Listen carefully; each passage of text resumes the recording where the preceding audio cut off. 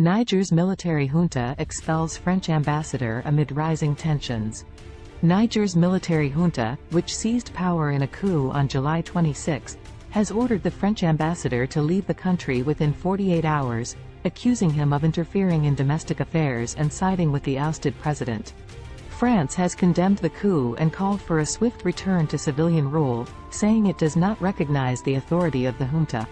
The junta, which calls itself the National Council for the Safeguard of the Homeland, CNSP, announced the decision to expel Ambassador Sylvain Ite on Friday, in a statement issued by the Foreign Ministry.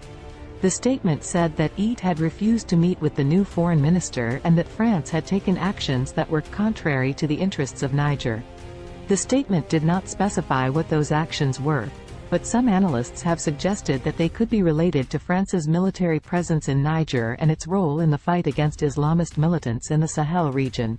France has about 5,000 troops deployed in Niger and neighboring countries as part of Operation Barkhane, a counter-terrorism mission that has been ongoing since 2014. The junta has also accused France of being behind the Economic Community of West African States, ECOWAS, a regional bloc that has imposed sanctions on Niger and threatened to use military force to restore democracy.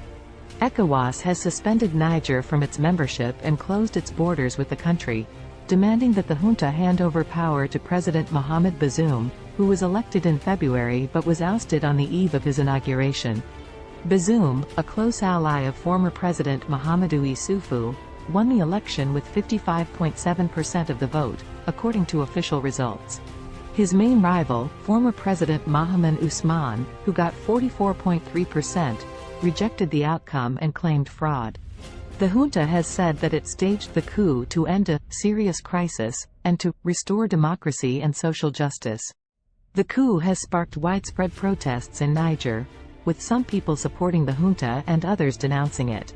On Saturday, tens of thousands of people rallied in Niamey, the capital, in favor of the CNSP, waving flags of Niger, Algeria and Russia.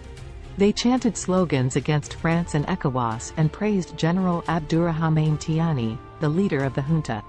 Some protesters carried signs that read, "Macron, tell your puppies to leave our land," and, "We are people of war, we are ready to fight against ECOWAS." They also expressed their support for a new constitution and a transition period that would lead to fresh elections. Meanwhile, France has rejected the junta's demand to recall its ambassador, saying that it does not acknowledge its legitimacy. The French Foreign Ministry said in a statement that the putschists do not have the authority to make this request, the ambassador's approval coming solely from the legitimate elected Nigerian authorities. The ministry also reiterated its condemnation of the coup and its call for a swift return to constitutional order. It said that France was in close contact with its partners, notably within ECOWAS and the African Union, to contribute to finding a peaceful solution to this crisis. The expulsion of the French ambassador is seen as a sign of deteriorating relations between Niger and its former colonial power, which have been strained by decades of political instability, poverty and insecurity. Niger is one of the poorest countries in the world, ranked last on the Human Development Index. It is also facing multiple security challenges, including attacks by jihadist groups such as Boko Haram, Islamic State and Al-Qaeda. The coup in Niger is the latest in a series of political upheavals in West Africa, where several countries have experienced violent transitions or unrest in recent years.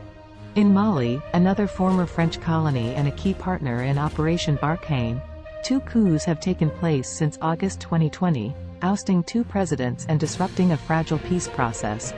In Guinea, a military junta overthrew President Alpha Condé on September 5, ending his controversial 3rd term. In Burkina Faso, Ivory Coast and Senegal, protests have erupted over electoral disputes or social grievances.